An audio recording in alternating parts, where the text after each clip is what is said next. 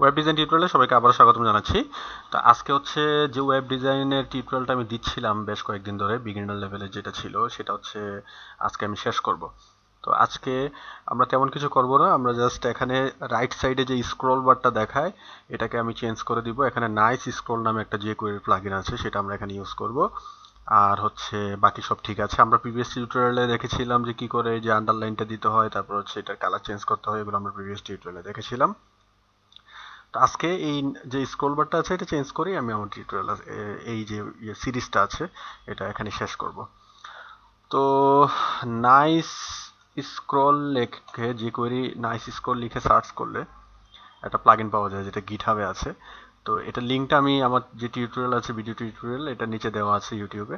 তো নিচ থেকে আপনারা এটা ক্লিক করে এখানে চলে যেতে পারেন এই প্লাগইনটাতে। তো এখানে যাওয়ার পর এখানে হচ্ছে ডাউনলোড করে নিতে পারেন। এখানে ডাউনলোড জিপ যে অপশনটা আছে এটা করতে পারেন, অথবা আপনারা এখানে যদি আপনি গিট যদি ইউজ করেন, যেমন আমি গিট ইউজ করি, তো গিট যদি ইউজ করেন তাহলে ক্লোন করে নিতে পারেন। তো আমি ক্লোন করে নিচ্ছি, আপনারা এখান থেকে যারা ক্লোন করতে না পারবেন এখান থেকে ডাউনলোড করে নিতে পারেন ডাউনলোড জিপ। তো ডাউনলোড জিপ করার পর যে ফাইলটা আসবে ওটা দেখতে কেমন সেটা আমি দেখাচ্ছি। আমি জাস্ট চলে যাচ্ছি হচ্ছে আমাদের ডিজাইন টিউটোরিয়াল, এটা এখানে জেএস এই জায়গায়, অর্থাৎ jQuery যেখানে আছে সেখানে আমি যেটাকে ক্লোন করে নিচ্ছি। তো এটা হচ্ছে আমাদের index.html, আর আমি রাখছি হচ্ছে jQuery এখানে। তো আমি এখানে যা git bash ওপেন করে এখানে git ক্লোন দিয়ে এখানে এটা পেস্ট করে দিলাম, যে লিঙ্কটা আসছে সেটা পেস্ট করে দিলাম। তো এটা নেমে যাচ্ছে যে ফোল্ডারটা আছে সেটা। তো আমি আগেই বলেছি যদি এটা এভাবে না করতে পারেন আপনি জাস্ট এখান থেকে ডাউনলোড করে এটা আপনি যে কোনো প্রজেক্টের যে কোনো জায়গায় এসে সেটা রেখে দিতে পারেন। প্রজেক্টের যে কোনো জায়গা বলতে আমাদের প্রজেক্ট এটা। তো এখানে যে কোনো জায়গায়, যেমন যে আমি জেএস এর মধ্যে আমাদের যে ফোল্ডার আছে এটার মধ্যে রেখেছি jQuery নাইস স্ক্রল নামে। তো আমি একটু দেখি, ডাউনলোড হয়ে গেছে অলরেডি, ফুল কমপ্লিট।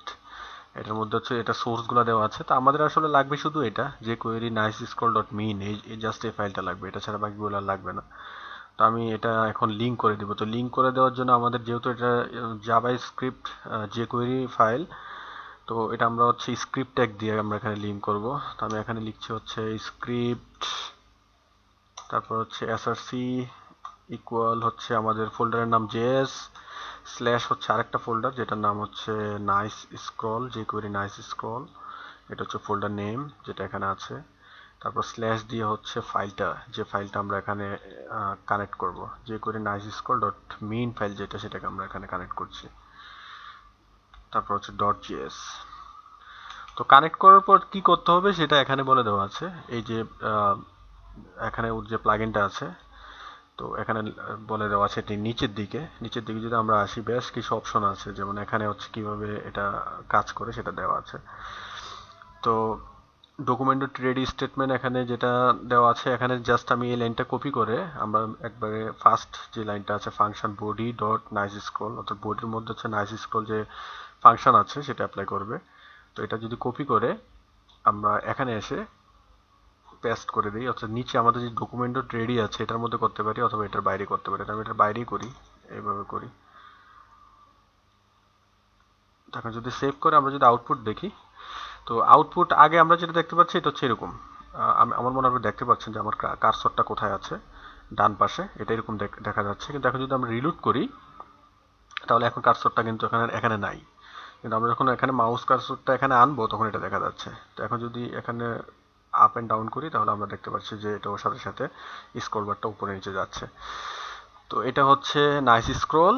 তো এটাকে যদি আপনার কালার চেঞ্জ করতে চান অথবা বর্ডার চেঞ্জ করতে চান, যেমন এটা চারপাশে একটা হোয়াইট বর্ডার দেখা যাচ্ছে, আপনি যদি এগুলো না চান তাহলে সেক্ষেত্রে আপনি অপশন ইউজ করতে পারেন। সেই অপশনগুলো এখানে এসে দিয়ে দিয়েছে যে কিভাবে আপনি সেই অপশনগুলো ইউজ করবেন।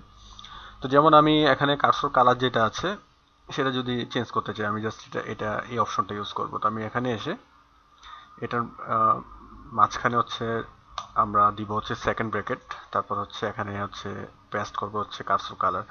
তো কার্সর কালারটা কি হবে সেটা আমি দিব হচ্ছে আমার এখানে যে কালারটা আছে সেটা। তো আমি এটা ইন্সপেক্টর এলিমেন্ট দিয়ে আমি কালারটা নিয়ে নিচ্ছি, যে কি কালার ছিল আমি আসলে ভুলে গেছি। তো আমি এখন এটা কপি করে এখান থেকে কালার কোডটা এখানে এসে পেস্ট করে দিচ্ছি। তো এখন যদি সেভ করে আমরা যদি আউটপুট দেখি, তাহলে যদি আমরা আমি একটু আবার একটু দেখে নিই এটা এখানে কিভাবে আছে। এখানে হচ্ছে এটা সেমিকোলনটা থাকবে না। তো সেভ করে এখন যদি আবার রিলোড করি, তাহলে যদি দেখেন, তাহলে এখন দেখতে পাচ্ছেন যে এটা কালারটা হলুদ দেখাচ্ছে এখানে। তো এখন যদি উপরের দিকে যাই, আমরা এটা চারদিকে যে একটা 1 পিক্সেলের সম্ভবত একটা বর্ডার আছে, এটা যদি আপনি উঠিয়ে দিতে চান, তাহলে এখানে আমাদের বর্ডার অপশনটা একটু আমি দেখি কি আছে। তো এখানে হচ্ছে ওদের বর্ডার, কার্সর বর্ডার হচ্ছে এটা। তো কার্সর বর্ডার যেটা আছে, এটা এখান থেকে কপি করে এখানে এসে কমা দিয়ে এখানে পেস্ট করে এখানে 0 পিক্সেল দিয়ে দিতে। 0 পিক্সেলটা হচ্ছে এভাবে দিতে হবে, 0 পিক্সেল। তো এখন যদি সেভ করে আমরা যদি আউটপুট দেখি, রিলোড করলাম, উপরে যাচ্ছে, এখন আর ওই 1 পিক্সেলের যেটা হোয়াইট কালার দেখাতো চারপাশে, এটা দেখাচ্ছে না। তো এটাই ছিল নাইস স্ক্রল, যেটার মাধ্যমে হচ্ছে আপনি স্ক্রলটা চেঞ্জ করে নিতে পারেন। তো অনেকেই হচ্ছে ইউজ করে এটা, অনেক থিমগুলোতে আমি দেখেছি। তো এখন আশা করি যে আপনারাও পারবেন যে কিভাবে ইউজ করা হয়, সেটা দেখলেন যেহেতু, তো আশা করি যে আপনারাও এটা করতে পারবেন। তো এটাই ছিল আমার শেষ টিউটোরিয়াল এই সিরিজের। তো আমরা সামনে হচ্ছে ডিজাইনের উপরে অ্যাডভান্স টিউটোরিয়াল দিব। তো আমি আশা করি যে এখন পর্যন্ত যতগুলো টিউটোরিয়াল দিয়েছি, এগুলো প্র্যাকটিস করে আপনারা এই শেষ পর্যন্ত আসতে পেরেছেন। যদি না আসতে পারেন, তাহলে সেক্ষেত্রে অবশ্যই আমাকে আপনারা মেল করতে পারেন, অথবা আমার ফেসবুকে আমাকে নক করতে পারেন। আর ফেসবুকের অ্যাড্রেস দিয়ে দেওয়া আছে, আমার চ্যানেলে যাওয়ার পরে আপনারা পেয়ে যাবেন ফেসবুকের অ্যাড্রেস। আর আমাকে মেল করতে পারেন। মেল অ্যাড্রেস যদি কারো লাগে, সেক্ষেত্রে আমাকে কমেন্ট করে জানাবেন, আমি মেল অ্যাড্রেস দিয়ে দিব। সেখানে আপনাদের সোর্স পাঠাতে পারেন যদি কোনো সমস্যা হয়। আর হচ্ছে আমি কখনোই বিরক্ত হই না, কেউ যদি জানার উদ্দেশ্যে যদি কেউ আমাকে নক দেয়, তাহলে সেক্ষেত্রে আমি কখনোই বিরক্ত হই না। তো আপনারা যে কোনো সময় আমাকে দিতে পারেন। তো সাথে সাথে আমি হয়তোবা রিপ্লাই দিতে পারবো না, কিন্তু রিপ্লাই আমি অবশ্যই দিব যদি সেটা প্রাসঙ্গিক প্রশ্ন হয়। তো এটাই ছিল আজকে টিউটোরিয়াল দেখতে থাকুন, আর ভালো লাগলে লাইক দিতে পারেন। তো পরবর্তী সিরিজ দেখার আমন্ত্রণ জানিয়ে আজকের মতো এই সিরিজ থেকে বিদায় নিচ্ছি। আল্লাহ হাফেজ।